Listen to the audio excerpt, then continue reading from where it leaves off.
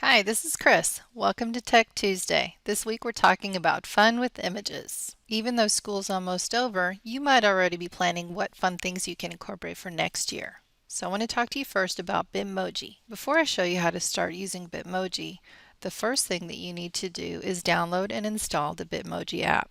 The app is available for Apple as well as Android smartphones. Once you've downloaded the app, you can customize your Bitmoji.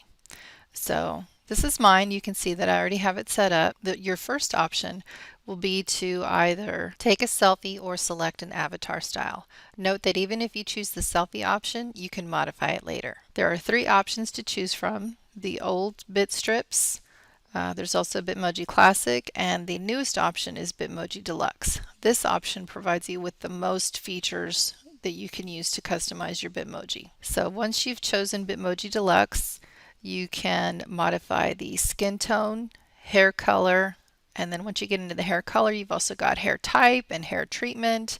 And then a lot of these features have further sub-customizations, as you can see here. You can customize the eye shape, your eyelashes, how big your eyes are, how far apart they are. Then you can get into customizing the color, your eyelashes, your eyebrows, etc. You can further customize the shape of your face with your jawline, the overall shape, your mouth, your ears. You can even add lines to your face for your cheek, your forehead, around your eyes. Ladies, you can add makeup. You can choose to add headwear, eyeglasses, select your body type, and from there you can even choose an outfit. Once you're finished, you can save your avatar, and then you can browse through the different Bitmoji images that appear. It takes your Bitmoji and adds images and sayings, and you can choose any of them. You can go back at any time to modify the clothes that your Bitmoji avatar is wearing. You can also go back and modify your Bitmoji if you like. There's something called the Bitmoji store, which you can browse through. You can buy different products that have Bitmoji images of your choice on the different products. So that's something that you can browse through. Additional options available for using Bitmoji. If you go to their website, you can see that this isn't really something you can use from their site. You do have to use the app to customize your Bitmoji. But once you've created it, you can use it in different apps. You can connect it to Snapchat if you're a Snapchat user. On iOS and Android, there are different keyboards that you can access, and there is a Chrome extension. So if you visit the Chrome Web Store, you can install the Bitmoji extension. I'll show you here that I've already got it installed, and you can see how it works. When you click on the extension, you can choose an image, and you have the option to right-click and save the image, or depending on what website you're on, what you're using, you can actually click on the extension and drag an image directly onto the website or application that you're using. So here I'm dragging an image of myself onto a Google slide like you might use in a presentation.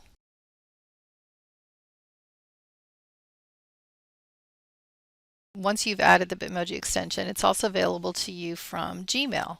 So when you're typing up an email, you'll see the little Bitmoji icon down in your toolbar, and you can click to insert Bitmoji directly into your email message. And that's about it for Bitmoji.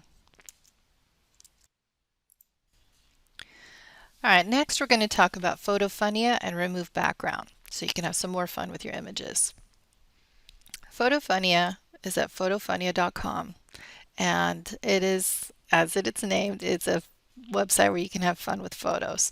So there are lots of different templates that you can choose from, some with pictures, some without. This one is just some arrow signs, and you've got some different options here, both directions, one direction or the other. So once you've selected the template you want, then you can customize the text. For example, here I'm going to put agree and disagree. And then you click the Go button, and you see a preview of the image customized with the text that you've inserted. You are then free to download the image into a location of your choosing. Call it whatever you like. And then you can do with it whatever you want. So if I were dividing my class up and having them sit on one side of the room or the other, whether they agreed or disagreed with a statement, this might be an image that I could choose. You'll notice that some of these other templates have the option to have images inserted. Well, I like this template of a newspaper, but I don't necessarily have an image where there's no background. So this is where the remove background feature comes into place. Let's say I want to use one of my Bitmoji, and so I'm going to right click and save it to a location on my computer. And then I'm going to go to RemoveBG. This is the Remove Background website. And as you can see in this preview, they do an amazing job of getting rid of the background. You can see some of the detail is kept in this child's hair. So I'm going to select the Bitmoji picture that I just downloaded. And it does its magic and does it pretty quickly. And you can see that the background is now transparent, and I want to further customize this image and get rid of the text that's next to my Bitmoji. So you have the option to erase part of the image. If you need to correct something that was erased in the background that you want to restore, you can click on the restore button. So I've erased all of the words, and I can save it from here, but I also want to show you some additional features that are available here. If I want to drop in a different background, I can click on a color, or if I want to add a picture for my background, if I was using this for a different purpose, I could select one of these pictures here and have that be the new background for my picture. But I don't want either one of those things. I just want to save it like it is. And automatically appends the name of your image with RemoveBG, and I've saved it. And now I'm going to go back to Photofunnyi, choose that image that I just removed the background and the words on. It will direct you to crop it as it needs for whatever the template is that you've selected. So choose the part of the picture that you want to keep, click crop. I'm going to modify the title of the newspaper as well as the title of the article.